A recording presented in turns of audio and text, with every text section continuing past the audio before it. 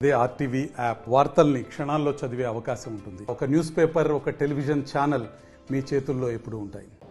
ఎన్నికల ముందు చంద్రబాబు నాయుడు ఈ విద్యుత్ ఛార్జీలు తగ్గిస్తాం, అవసరమైతే ఈ విషయంలో పోరాటం చేస్తామని చెప్పి చేస్తున్న నేపథ్యంలో కుటుంబ ప్రభుత్వం ఏర్పడిన తర్వాత ఆ హామీలన్నీ తొంగలో తొక్కారు. అయితే ఈ నేపథ్యంలో రాష్ట్ర వ్యాప్తంగా ఈరోజు వైఎస్ఆర్సీపీ ఆందోళన తెలియజేస్తున్నారు ఈ విద్యుత్ ఛార్జీల పెంపుపై. మనతో పాటు వైఎస్ఆర్సీపీ ఎమ్మెల్సీ వరుద్ కళ్యాణి ఉన్నారు. మేడం చెప్పండి, ఏ విధంగా చూసుకోవచ్చు?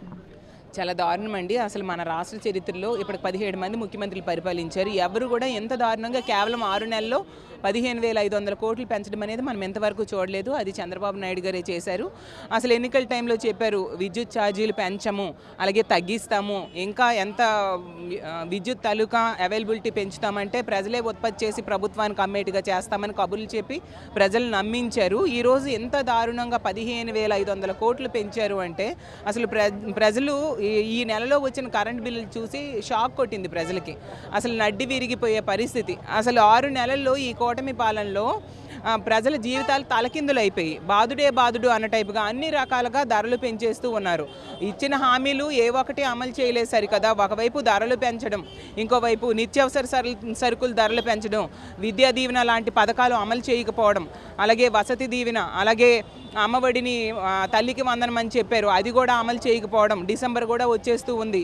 ఇన్ని రకాలుగా రిజిస్ట్రేషన్ ఛార్జెస్ 30% పెంచడం, ఈ విధంగా ప్రజల మీద భారం మోపడమే పనిగా పెట్టుకున్నారు.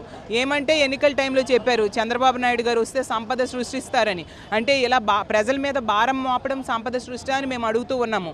మరి అప్పులు చేశారు, 75,000 కోట్లు అప్పులు చేశారు. అందులో ఈ 15,500 కోట్లు భారం ప్రభుత్వమే భరించి ఈ ప్రజల మీద భారం పడకుండా చేయొచ్చు కదా. అదేమీ చేయకుండా ప్రజల మీద పీకు తినడం, జలగల్లా పీకు తినే పరిస్థితి ఇప్పుడు ఈ రాష్ట్రంలో కనిపిస్తూ ఉంది.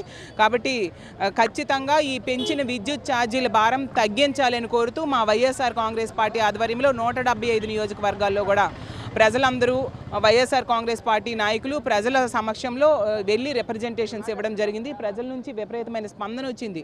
ఎందుకంటే ఇంత దారుణంగా చంద్రబాబు నాయుడు గారు మోసం చేశారని ప్రజల్లో ఆల్రెడీ తిరుగుబాటు స్టార్ట్ అయింది. మేము డిమాండ్ చేస్తుంది ఒకటే, ఈ పెంచిన 15,500 కోట్ల భారాన్ని ప్రభుత్వమే భరించి ప్రజల మీద విద్యుత్ ఛార్జీల భారం పడకుండా చేయాల్సిందిగా కోరుతున్నాం. కుటుంబ ప్రభుత్వం ఇది విద్యుత్ ఛార్జీ విషయంలో దిగి రాకపోతే మీరు రానున్న రోజుల్లో వైఎస్ఆర్సీపీ పార్టీ నుంచి ఏ విధంగా కార్యాచరణ ఉండబోతుంది? ఖచ్చితంగా అండి. మొన్నే రైతుల కోసం చేశాము. ఎందుకంటే పెట్టుబడి నిధి ఇవ్వని పరిస్థితి మనం చూసాము. ఎందుకంటే ఖరీఫ్ అయిపోయింది, రబీ కూడా వస్తూ ఉంది. ఎప్పటికి కూడా పెట్టుబడి సాయం ప్రభుత్వం ఇవ్వలేదు.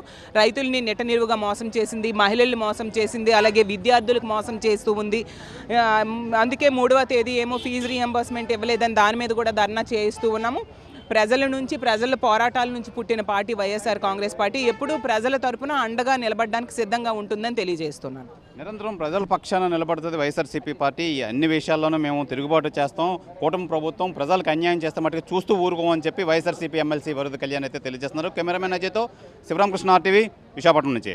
మరిన్ని వీడియోస్ కోసం ఛానల్ ని సబ్స్క్రైబ్ చేయండి. లేటెస్ట్ అప్డేట్స్ కోసం వాట్సాప్ ఛానల్ ని ఫాలో చేయండి. అండ్ లింక్ డిస్క్రిప్షన్ లో ఉంది.